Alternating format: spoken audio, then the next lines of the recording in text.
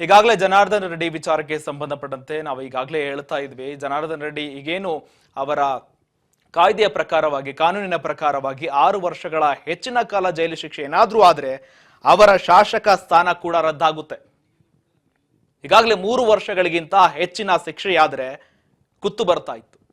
Gangavathi BJP ಶಾಸಕ ಸ್ಥಾನಕ್ಕೆ ಆಪತ್ತು ಈಗಾಗಲೇ ಬಂದೊದಗಿದೆ. 3 ವರ್ಷಗಳಿಗಿಂತ ಹೆಚ್ಚಿನ ಶಿಕ್ಷೆಯಾದ್ರೆ ಕುತ್ತು ಕಟ್ಟಿಟ್ಟ ಬುತ್ತಿ. ಆದರೆ 7 ವರ್ಷಗಳ ಕಾಲ ಶಿಕ್ಷೆ ಆಗ್ತಾ ಇದೆ. 6 ವರ್ಷ ಚುನಾವಣೆಗೆ ಸ್ಪರ್ಧೆ ಮಾಡುವಂತಿಲ್ಲ. ಇನ್ನೇನು 7 ವರ್ಷ ಅವರು ಜೈಲಲ್ಲೇ ಕೊಳಿಬೇಕಾಗುತ್ತೆ. ಚುನಾವಣೆಯ ಪ್ರಶ್ನೆಯೇ ಬರೋದಿಲ್ಲ. ಗಂಗಾವತಿ ಬಿಜೆಪಿ ಶಾಸಕನಿಗೆ ರೆಡ್ಡಿಗೆ ಜನಾರ್ದನ್ ರೆಡ್ಡಿಗೆ ಮತ್ತೊಂದು ಶಾಕ್ ಎದುರಾಗ್ತಾ ಇದೆ. ಚುನಾವಣೆಗೂ ಸ್ಪರ್ಧೆ ಮಾಡೋಂಗಿಲ್ಲ. ಅವರ ಶಾಸಕ ಸ್ಥಾನವೂ ರದ್ದಾಗುತ್ತೆ. ಜನಪ್ರತಿನಿಧಿಗಳ ಕಾಯ್ದೆಯ ಪ್ರಕಾರವಾಗಿ ಕೋರ್ಟ್ ತೀರ್ಪಿನಿಂದ ಜನಾರ್ದನ್ ರೆಡ್ಡಿ ಅವರ ಶಾಸಕ ಸ್ಥಾನ ಅನರ್ಹವಾಗುತ್ತೆ. ಗಂಗಾವತಿ ಬಿಜೆಪಿ ಶಾಸಕ ಜನಾರ್ದನ್ ರೆಡ್ಡಿಗೆ ಮತ್ತೊಂದು ಶಾಕ್ ಎದುರಾಗ್ತಾ ಇದೆ. ಒಂದು ಕಡೆ ಅವರ ಪಕ್ಷವೂ ಇಲ್ಲ. ಪಕ್ಷ ಏನಾದ್ರೂ ನಡೆಸ್ಕೊಂಡು ಹೋಗ್ತಾರೆ ಅಂತಂದ್ರೆ ಬಿಜೆಪಿಗೆ ಸೇರಿದ್ದಾರೆ. ಬಿಜೆಪಿಗೆ ಸೇರಿದ್ದ ಸಂದರ್ಭದಲ್ಲಿ ಈಗಾಗಲೇ ಎಲ್ಲವೂ ಸುಗಮವಾಗಿ ಸಾಗ್ತಾ ಇದೆ ಅಂತ ಸುಮ್ಮನಿದ್ರೇನೋ ಗೊತ್ತಿಲ್ಲ.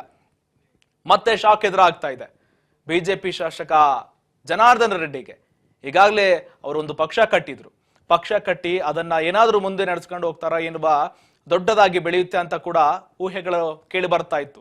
ಬೆಳೆಯುವ ಸಾಧ್ಯತೆ ಕೂಡ ಇತ್ತು. ಆದ್ರೆ ಅವ್ರೇನು ತಮ್ಮ ಮಾತೃ ಪಕ್ಷ ಅಂತ ಹೇಳ್ಕೊಂಡು ಬಿಜೆಪಿಗೆ ಬರ್ತಾರೆ. ಬಿಜೆಪಿಗೆ ಬಂದ ನಂತರ ಅವರು ಕೂಡ ಸಾಕಷ್ಟು ಜನಾರ್ದನ್ ರೆಡ್ಡಿ ಸೇರಿದಂತೆ ಶ್ರೀರಾಮುಲು ಜೊತೆಗೆ ವಾಗ್ವಾದಗಳು ಕೂಡ ನಡೀತಾನೆ ಹೋಗುತ್ತೆ. ಈಗ ಕೋರ್ಟ್ ಅವರಿಗೆ ಮತ್ತೊಂದು ಶಾಕ್ ಎದುರು ಆಗ್ತಾ ಇದೆ. ಈಗಾಗಲೇ ಸಿಬಿಐ ಕೋರ್ಟ್ನಿಂದ 7 ವರ್ಷಗಳ ಕಾಲ ಜೈಲು ಶಿಕ್ಷೆಯಾದ್ರೆ ಕನಿಷ್ಠ ಅವರು ಎಲೆಕ್ಷನ್ಗೂ ನಿಲ್ಲಂಗಿಲ್ಲ. 7 ವರ್ಷ ಜೈಲಲ್ಲೇ ಕೊಳಿಬೇಕಾಗುತ್ತೆ.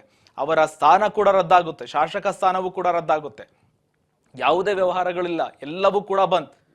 ಜೊತೆಗೆ ಕೋರ್ಟ್ನಲ್ಲಿ ಹೇಳಿದ ಹಾಗೆ 7 ವರ್ಷಗಳ ಕಾಲ ಅವರು ಜೈಲಲ್ಲೇ ಕೊಳಿಬೇಕಾಗುತ್ತೆ. ಎಲ್ಲವೂ ಕೂಡ ಬಂದಾಗುತ್ತೆ. ಸಿಬಿಐ ಕೋರ್ಟ್ನಿಂದ ಈ ಮಹತ್ವದ ತೀರ್ಪು ಹೊರಬಿದ್ದಿರುವಂಥದ್ದು. ದೆಹಲಿಯ ಸಿಬಿಐ ಕೋರ್ಟ್ನಿಂದ ಮಹತ್ವದ ತೀರ್ಪು ಬಂದಿದೆ. ಈಗಾಗಲೇ ಆ ಓಬಳಾಪುರಂ ಗಣಿಗಾರಿಕೆ ವಿಚಾರಕ್ಕೆ ಸಂಬಂಧಪಟ್ಟಂತೆ ಆ ಗಣಿಗಾರಿಕೆ ವಿಚಾರ ಏನಿದೆ, ಸುಮಾರು 9 ವರ್ಷಗಳಿಂದ ಈ ಗಣಿಗಾರಿಕೆ ವಿಚಾರಕ್ಕೆ ಸಂಬಂಧಪಟ್ಟಂತೆ ಈಗಾಗಲೇ ಒಂದು ಸತಿ ಜೈಲಿಗೆ ಹೋಗಿ ಬಂದಿದ್ರು. ಅದು ಬೇರೆ ವಿಚಾರ. ಆದ್ರೆ ಈ ಗಣಿಗಾರಿಕೆ ವಿಚಾರ ಇನ್ನೂ ಕೋರ್ಟ್ ಅಲ್ಲಿ ಇತ್ತು. ಅವರು ಬೇಲ್ ಮೂಲಕವಾಗಿ ಹೊರಗಡೆ ಇದ್ರು. ಬೇಲ್ ಮೂಲಕವಾಗಿ ಹೊರಗಡೆ ಇದ್ಬಿಟ್ಟು ಚುನಾವಣೆ ಸ್ಪರ್ಧೆ ಮಾಡ್ತಾರೆ, ಪಕ್ಷ ಕಟ್ತಾರೆ, ಜೊತೆಗೆ ಅದಾದ ನಂತರ ಬಿಜೆಪಿಗೆ ಬರ್ತಾರೆ. ಎಲ್ಲವೂ ಆಗುತ್ತೆ. ಇದೆಲ್ಲವೂ ಕೂಡ ಬೇಲ್ ಇಂದ ಹೊರಗಡೆ ಬಂದ ನಂತರ ಆದ ಬೆಳವಣಿಗೆಗಳು. ಈಗ ಆ ಬೇಲ್ ರದ್ದಾಗುತ್ತೆ. ಅವರು ಅಪರಾಧಿ ಅಂತ ಪ್ರೂವ್ ಆಗುತ್ತೆ. ಅಪರಾಧಿ ಆದ್ದರಿಂದ 7 ವರ್ಷಗಳ ಕಾಲ ಮತ್ತೆ ಜೈಲಿಗೆ ಹೋಗ್ತಾರೆ. ಎಲ್ಲವೂ ಕೂಡ ಬಂದು ಈಗಾಗಲೇ ಅರ್ಧ ಜೀವನ ಅವರು ಜೈಲಲ್ಲೇ ಕಳೆದಿದ್ದಾರೆ. ಇನ್ನರ್ಧ ಜೀವನ ಅವರು ಏನು 5-6 ವರ್ಷಗಳ ಕಾಲ ಈ ಸಾಮಾಜಿಕ ಪ್ರದೇಶದಲ್ಲಿ ಕಳೆದಿರ್ಬೋದು, ಸಾಮಾಜಿಕವಾಗಿ ಬೆಳೆದಿರ್ಬೋದು. ಇನ್ನೆಲ್ಲವೂ ಕೂಡ ಮತ್ತೆ 7 ವರ್ಷಗಳಂದ್ರೆ ಇವರು ರಾಜಕೀಯ ಜೀವನ ಸಂಪೂರ್ಣವಾಗಿ ಕೊಲ್ಯಾಪ್ಸ್ ಅಂತಾನೆ ಹೇಳ್ಬೋದು. ಗಣಿಗಾರಿಕೆ ವಿಚಾರಕ್ಕೆ ಸಂಬಂಧಪಟ್ಟಂತೆ ಮಹತ್ವದ ಬೆಳವಣಿಗೆ ಆಗ್ತಾ ಇರುವಂತದ್ದು. ಈಗಾಗಲೇ ಒಂದು ಕಡೆ ಈ ಹಿನ್ನೆಲೆಯಲ್ಲಿ ಬಿಜೆಪಿಗೂ ಕೂಡ ಒಂದು ಡ್ಯಾಮೇಜ್ ಆಗುವಂತಹ ಪರಿಸ್ಥಿತಿ ನಿರ್ಮಾಣವಾಗ್ತಾ ಇದೆ. ಈ ಪ್ರಕರಣವನ್ನ ಕಾಂಗ್ರೆಸ್ ಕೂಡ ಸುಮ್ಮನೆ ಬಿಡೋದಿಲ್ಲ. ಕಾಂಗ್ರೆಸ್ ಈ ಪ್ರಕರಣವನ್ನ ಗಣಿಗಾರಿಕೆ ವಿಚಾರಕ್ಕೆ ಸಂಬಂಧಪಟ್ಟಂತೆ ಅವರು ಕೂಡ ದೊಡ್ಡ ಮಟ್ಟಿಗೆ ಆರೋಪಗಳನ್ನು ಮಾಡ್ತಾರೆ. ದೊಡ್ಡ ಮಟ್ಟದ ಇದು ರಾಜಕೀಯವಾಗಿ ಬೆಳವಣಿಗೆ ಕೂಡ ಆಗುತ್ತೆ.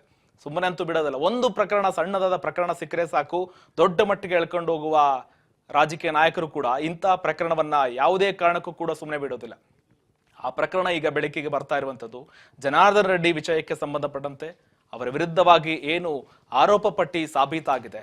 ಹಾಗಾಗಿ 7 ವರ್ಷಗಳ ಕಾಲ ಈ ಪ್ರಕರಣಕ್ಕೆ ಸಂಬಂಧಪಟ್ಟಂತೆ ಜನಾರ್ದನ್ ರೆಡ್ಡಿ ಅವರಿಗೆ ಜೈಲು ಶಿಕ್ಷೆ ಆಗಿದೆ. 7 ವರ್ಷಗಳ ಕಾಲ ಕೋರ್ಟ್ನಿಂದ ಮಹತ್ವದ ಆದೇಶ ಕೂಡ ಹೊರಬಿದ್ದಿರುವಂತದ್ದು. ನೋಡ್ಬೇಕಾಗುತ್ತೆ ಇದಕ್ಕೆ ಸಂಬಂಧಪಟ್ಟಂತೆ ಜನಾರ್ದನ್ ರೆಡ್ಡಿ ಅವರು ಏನಾದರೂ ಹೇಳಿಕೆ ಕೊಡ್ತಾರಾ ಅಥವಾ ಇದಕ್ಕೆ ಸಂಬಂಧಪಟ್ಟಂತೆ ಕೂಡ ಅಪ್ಡೇಟ್ಸ್ ಕೂಡ ಬರಬೇಕಾಗಿದೆ. ಜೊತೆಗೆ ಬಿಜೆಪಿ ಕಡೆಯಿಂದಲೂ ಕೂಡ ಅಪ್ಡೇಟ್ಸ್ ಬರಬೇಕಾಗಿದೆ.